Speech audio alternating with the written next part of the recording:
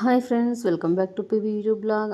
ಇವತ್ತು ನೀವು ನೋಡ್ತಾ ಇದ್ದೀರಾ ಎಗ್ ಬ್ರೆಡ್ ಬರ್ಗರ್. ಎಷ್ಟು ಈಸಿಯಾಗಿ ತುಂಬ ಟೇಸ್ಟಿಯಾಗಿರ್ತಕ್ಕಂಥ ಎಗ್ ಬರ್ಗರ್ನ ಮಾಡೋದು ಅಂತ ತೋರಿಸ್ತಾ ಇದ್ದೀವಿ. ಇದು ಏನು ಸ್ಪೆಷಲಪ್ಪ ಅಂದರೆ ಇದರಲ್ಲಿ ಇದನ್ನು ಮಾಡಿದ್ದು ನನ್ನ ಮಗ ಫಸ್ಟ್ ಟೈಮ್ ಮಾಡಿ ತಂದು ಕೊಟ್ಟಿದ್ದು ನನಗೆ. ತುಂಬ ಅಂದರೆ ತುಂಬ ಟೇಸ್ಟಿಯಾಗಿರುತ್ತೆ. ಆದಷ್ಟು ಬೇಗನೆ ಆಗುತ್ತೆ, ಒಂದು 5 ಮಿನಿಟ್ಸಲ್ಲೆಲ್ಲ ಆಗೋಗುತ್ತೆ. ಇದಕ್ಕೆ ಬೇಕಾಗಿರೋದು ಸಿಂಪಲ್ಲಾಗಿ 2 ಐಟಮ್ಸ್ ಮನೇದಿತ್ತಂದರೆ ಆಗೋಯಿತು. ಏನಪ್ಪ ಅಂದರೆ capsicum, garam masala, outside items ಅಂದರೆ ಇವೆರಡೇನೆ. ಇದ್ದಿದ್ದೆಲ್ಲ ಮನೇಲೇ ಇರುತ್ತೆ.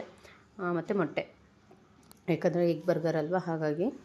ಇದಕ್ಕೆ ಏನು ಮಾಡಬೇಕಪ್ಪ ಅಂದರೆ ನಾವು ಈರುಳ್ಳಿನೆಲ್ಲ ಹಚ್ಕೊಂಡು ನೀಟಾಗಿ ರೋಸ್ಟ್ ಮಾಡಿಕೊಂಡು, ತುಂಬ ರೋಸ್ಟ್ ಬೇಡ, ಹಾಫ್ ರೋಸ್ಟ್ ಮಾಡಿಕೊಂಡು ಅದನ್ನ ಹಿಂಗೆ ಕ್ಯಾಪ್ಸಿಕಮ್ನ ಹಚ್ಬಿಟ್ಟು ರೋಸ್ಟ್ ಮಾಡಿಬಿಟ್ಟು ಅದಕ್ಕೆ ಗರಂ ಮಸಾಲ, ಖಾರದ ಪುಡಿನ ಆ್ಯಡ್ ಮಾಡಿಬಿಟ್ಟು ಅದಕ್ಕೆ ಸ್ವಲ್ಪ ಉಪ್ಪನ್ನು ಕೂಡ ಹಾಕಿ ನೀಟಾಗಿ ಆ್ಯಡ್ ಮಾಡಿಬಿಟ್ಟು ಸ್ವಲ್ಪ ಈ ರೀತಿ ಬೇಯ್ತಿದ್ದಂಗೆ ತಗೊಂಡ್ರೆ ನಂತರ ಹಾಫ್ ಬಾಯ್ಲ್ಗೆ ಈ ರೀತಿ ಹಾಫ್ ಬಾಯ್ಲ್ ಒಂದು ಆಮ್ಲೆಟ್ ಮಾಡಿಕೊಂಡ್ರೆ ಆಯಿತು. ನೀಟಾಗಿ ನಮಗೆಲ್ಲ ಹಾಫ್ ಬಾಯ್ಲ್ ಇದಕ್ಕೆಲ್ಲ ಟೇಸ್ಟ್ ಅಂದರೆ ಹಾಫ್ ಬಾಯ್ಲ್ ಇದ್ದರೆ ಚೆನ್ನಾಗಿರುತ್ತೆ. ಹಾಗಾಗಿ ಆ ಮೊಟ್ಟೆಗೂ ನಾವು ಎಷ್ಟು ಬೇಕಷ್ಟು ಉಪ್ಪು ಖಾರನ ಹಾಕ್ಕೊಂಡು ಇಲ್ಲ ಸಪ್ರೇಟಾಗೆ ಮಾಡ್ಕೊಬೇಕು. ಆ್ಯಂಡ್ ಇದಕ್ಕೆ ನೀವು ಈರುಳ್ಳಿ ಉರಿಬೇಕಾದ್ರೆ ಏನೇನು ಹಾಕೋಬೇಕಂತ ಇನ್ನೊಂದು ಸಲ ಹೇಳ್ಬಿಡ್ತೀನಿ, ನೋಟ್ ಮಾಡ್ಕೊಳ್ಳಿ.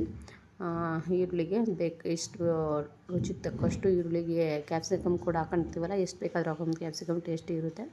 ಅದಕ್ಕೆ ಖಾರದ ಪುಡಿ, ಉಪ್ಪು, ಗರಂ ಮಸಾಲ 3 ಐಟಮ್ಸ್ ಬೇಕಾಗಿರೋದು, ಇನ್ನೇನು ಬೇಡ. ನಂತರ ನಾವು ಮಾಡಬೇಕಾಗಿರೋದು ಬ್ರೆಡ್ನ ಸ್ವಲ್ಪ ಇಂಚ್ ಮೇಲೆ ರೋಸ್ಟ್ ಮಾಡ್ಕೊಬೇಕು. ಇಂಚ್ ಮೇಲೆ ಏನೇನು ಕ್ಲೀನಾಗಿ ರೋಸ್ಟ್ ಆಗಿಲ್ಲ ಅಂದರೆ ನಿಮಗೆ ಈ ರೀತಿನಾದರೂ ರೋಸ್ಟ್ ಮಾಡ್ಕೊಬೋದು. ಈ ರೀತಿ ರೋಸ್ಟ್ ಮಾಡ್ಕೊಂಡು ನಂತರ 2 ಸೈಡ್ ರೋಸ್ಟ್ ಮಾಡಿಕೊಂಡು ಸೈಡ್ಗೆ ಎತ್ತಿಟ್ಕೊಂಡು ಆದ ನಂತರ ನಮ್ಮ ತಿನ್ನಲಿಕ್ಕೆ ಏನು ಮಾಡ್ಕೊತೀವಲ್ಲ, ತಿನ್ನಲಿಕ್ಕೆ ಬ್ರೆಡ್ ರೋಸ್ಟ್ನ ಹೇಗೆ ಬರ್ಗರ್ ಯಾವ ರೀತಿ ಮಾಡೋದು ಅಂದ್ಬಿಟ್ಟು ನನ್ನ ಮಗ ತೋರಿಸ್ತಾ ಇದ್ದಾನೆ ನೋಡಿ. ಯಾಕಂದರೆ ಇದು ನಾನು ಮಾಡಿಲ್ಲ, ನನ್ನ ರೆಸಿಪಿನೂ ಅಲ್ಲ, ಇದು ನನ್ನ ಮಗನ ರೆಸಿಪಿ. ಸುಮ್ಮನೆ ಹೇಳ್ದೆ ಏನಾದರೂ ಮಾಡು ಅಂತ. ಸಿಂಪಲಾಗಿ ಈ ರೀತಿ ಮಾಡಿದ್ದ, ತುಂಬ ಟೇಸ್ಟಿಯಾಗಿತ್ತು ನೋಡಿ. ಒಂದು ಬನ್ನ ನಾವು ಕೆಳಗಡೆ ಇಟ್ಬಿಟ್ಟು ಅದ್ರ ಮೇಲೆ ಹಾಫ್ ಬಾಯ್ಲೇ ಇರಬೇಕು. ಹಾಫ್ ಬಾಯ್ಲ್ ಇದ್ದರೆ ತುಂಬ ಟೇಸ್ಟಿಯಾಗಿರುತ್ತೆ ಬನ್ಗೆ. ನಂತರ ನಾವು ಏನು ಕ್ಯಾಪ್ಸಿಕಮ್, ಈರುಳ್ಳಿಗೆ ಮಸಾಲೆ ಹಾಕ್ಬಿಟ್ಟು ರೆಡಿ ಮಾಡಿ ಇಟ್ಕೊಂಡಿರ್ತೀವಲ್ಲ, ಅಷ್ಟನ್ನು ಇದ್ರ ಮೇಲೆ ನೀಟಾಗಿ ಆ್ಯಡ್ ಮಾಡಿಕೊಂಡ್ರೆ ಆಯಿತು, ನಮಗೆ ಬ್ರೆಡ್ ಬರ್ಗರ್ ರೆಡಿ ಆಗಿರುತ್ತೆ. ಇದನ್ನು ನೀಟಾಗಿ ಅದಕ್ಕೆ ಎಷ್ಟು ಕೋಟಿಂಗ್ ಬೇಕೋ ನಾವು ಅಷ್ಟು ನೀಟಾಗಿ ಕೋಟಿಂಗ್ ಮಾಡ್ಕೊಂಡ್ಬಿಟ್ಟು ಅದ್ರ ಮೇಲೆ ಬನ್ನ ಮತ್ತೆ ಇಟ್ಕೊಂಡು ಪ್ರೆಸ್ ಮಾಡಿಕೊಂಡ್ರೆ ಬರ್ಗರ್ ರೆಡಿ ಆಗುತ್ತೆ. ಮತ್ತು ಏನು ರೋಸ್ಟ್ ಮಾಡೋಂಥ ಅವಶ್ಯಕತೆ ಇರಲ್ಲ, ಏನು ಮಾಡ್ಕೊಳ್ಳೋ ಅವಶ್ಯಕತೆ ಇಲ್ಲ, ಡೈರೆಕ್ಟ್ ಈಟಿಂಗ್. ನೋಡಿ ಹೇಗಿದೆ ಅಂದ್ಬಿಟ್ಟು. ಬರ್ಗರ್ಗಿನ್ನ ಟೇಸ್ಟಿಯಾಗಿರುತ್ತೆ.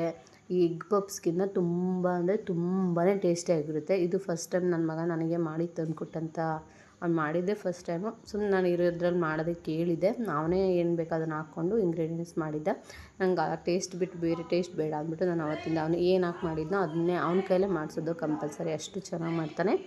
ನೀವು ಕೂಡ ಇದನ್ನು ನೋಡ್ಕೊಳ್ಳಿ, ಮಾಡ್ಕೊಳ್ಳಿ. 5 ನಿಮಿಷಕ್ಕೆ ಮಾಡ್ಕೊಬೋದು ಮನೆಯಲ್ಲಿ. ಮಕ್ಕಳುಗಳು ಜಾಸ್ತಿ ತಲೆ ಕೆಡಿಸ್ಕೊಳ್ಳೋಣ. ಈ ವಿಡಿಯೋನ ವಾಚ್ ಮಾಡಿ, ಲೈಕ್ ಮಾಡಿ, ಸಬ್ಸ್ಕ್ರೈಬ್